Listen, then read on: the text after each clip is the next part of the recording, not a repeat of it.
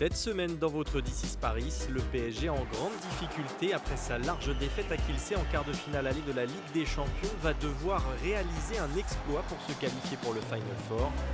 Vous entendrez à ce propos Luka Karabatic, le pivot parisien prône l'union sacrée pour renverser le score et décrocher un ticket pour Cologne. Comme l'an passé, Paris retrouve Kielce en quart de finale de la Ligue des Champions. Les Parisiens gardent un bon souvenir de leur dernier déplacement en Pologne, avec notamment une première mi-temps exceptionnelle avec un avantage de plus 12, mais le sport n'offre jamais deux fois le même scénario.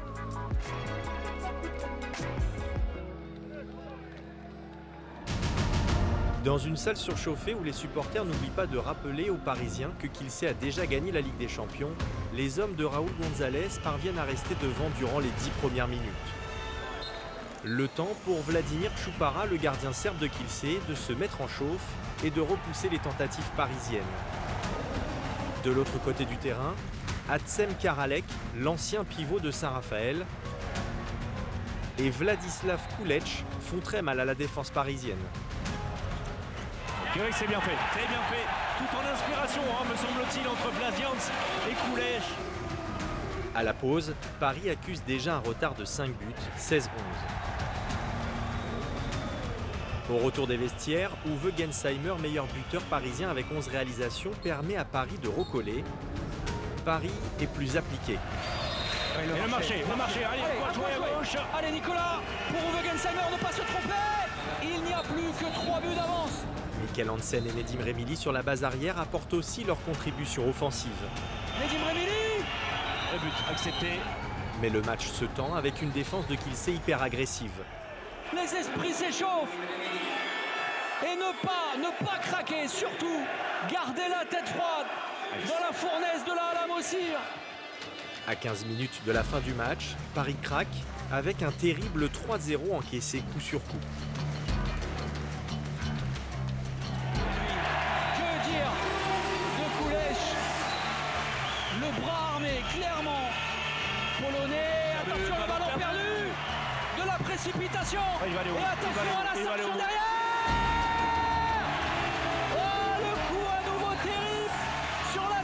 Parisien qui manque de lucidité. Allez, Nedim avec la tête, avec lucidité, l'anticipation, ça va être récupéré par Jans. Et là, ça peut faire très mal. Oui, il fait chaud, il fait très chaud, c'est très chaud, c'est brûlant, c'est bouillant. Surtout ne pas perdre de la patience et la lucidité. Voilà tout l'enjeu pour les Parisiens qui ne sont pas au mieux l'oubli défensif. Et là, c'est incroyable, plus 7. C'est en train de tourner à la démonstration. Choupara, le gardien de Kielce, termine homme du match. Oh, c'est incroyable! 14 arrêts au total, avec parfois un brin de réussite. Allez, la réussite avec... Oui, mais il a cherché la réussite, François-Xavier. Il y va même de son but pour parachever cette belle soirée polonaise. Et toujours cette défense à 5, malgré un jeu à 7 contre 6.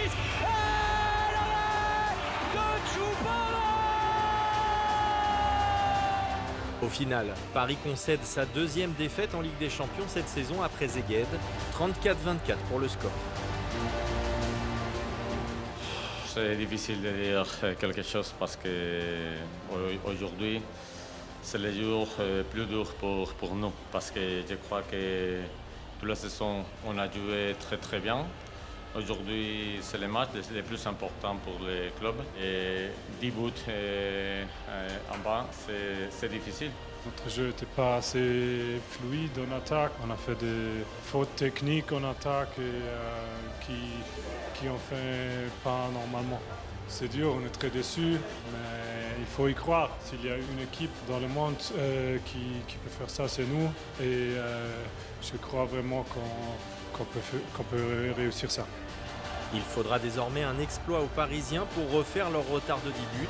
C'est la pire défaite des Parisiens en Ligue des Champions depuis 2012. Absent du dernier Final Four de la Ligue des Champions en raison d'une blessure, Luka Karabatic veut retrouver Cologne. Indispensable en défense et précieux en attaque avec déjà 31 buts sur la scène européenne, le pivot parisien sait que la lourde défaite en Pologne a largement compliqué les choses. Mais à l'image de toute l'équipe, il veut offrir à la capitale une 4e participation consécutive au Final Four. J'ai l'impression que c'est un de ces jours dans le sport de haut niveau où tout est contre toi, rien ne va. Et quand tu es dans un environnement hostile, ça fait que amplifier la chose. Et j'ai l'impression que c'est un peu ce qui nous est arrivé. Alors forcément, on le sait en handball, quand on bute comme ça sur un gardien, c'est déjà très compliqué. C'est ce qui nous est arrivé. Et puis quand tu rates un tir ou quand c'est pas le gardien, c'est le poteau, ça revient dans les bras, ça part dans ta cage vide. C'est que des coups durs comme ça qui nous ont fait mal, qui ont fait que l'écart a grandi. Forcément, on est un peu abasourdi de perdre par un tel écart. Forcément, on se dit qu'on a limite l'impression d'être éliminé parce qu'on voit l'écart qui est hyper conséquent. Donc c'est vrai que c'est un moment difficile. Après, on se dit que c'est du sport et on ne sait jamais ce qui peut se passer dans le sport. Donc en aucun cas il faut perdre espoir, des choses comme ça. Mais aujourd'hui, je pense qu'au-delà de penser à une éventuelle qualification qui est très compromise, on le sait, mais je pense qu'il faut déjà surtout penser à montrer complètement un autre visage, tout donner sur ce match retour, mettre le feu, pousser tous les ballons et peu importe le résultat, parce qu'il ne faudra pas regarder le résultat pour faire le match qu'il faut faire. Il faudra juste poser le cerveau entre guillemets et pousser en espérant qu'on ait un jour où tout nous réussisse et on verra où cela nous mène. Mais déjà de montrer un autre visage, je pense que c'est le plus important. Ayant toujours regardé du hand depuis tout petit, forcément on a vu des scénarios comme ça un peu incroyables qui se passent une fois tous les je ne sais pas combien d'années, mais on sait que ça peut arriver. Moi j'ai vu la finale avec des champions de Montpellier forcément en 2003 quand ils ont repris un gros écart qui n'était pas aussi important que celui-là.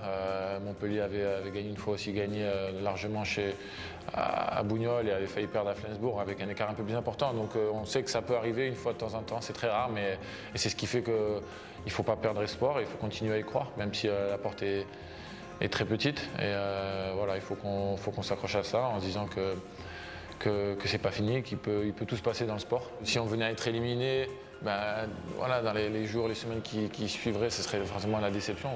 Après, si on avait la chance de finir avec un titre de champion de France, je pense qu'on finirait malgré tout avec du positif. Et parce que on ne peut pas cracher sur une saison comme celle qu'on est en train de faire, parce qu'on a fait de très belles choses, comme tu l'as dit, on a gagné la Coupe de la Ligue, on a perdu en quart de finale à Bougnol contre Montpellier. Je pense qu'il n'y a aucune honte là-dedans, on venait en mourir à un but. On aurait très bien pu se retrouver aussi en finale de la Coupe de France. Et en championnat, on a fait un super parcours. Je pense qu'on n'a jamais été aussi fort en championnat, pareil en phase de poule Ligue des Champions. Donc non, il y a beaucoup de positifs dans cette saison, mais je pense qu'encore une fois, c'est encore un peu tôt pour ça. Et pour l'instant, il faut juste se concentrer sur ce match retour et puis on verra par la suite. Mais quoi qu'il arrive, il ne faut vraiment pas tout jeter, parce que je pense qu'on a fait vraiment de très bonnes choses cette année et qu'on est dans une bonne dynamique. Donc essayons de continuer cette dynamique dimanche.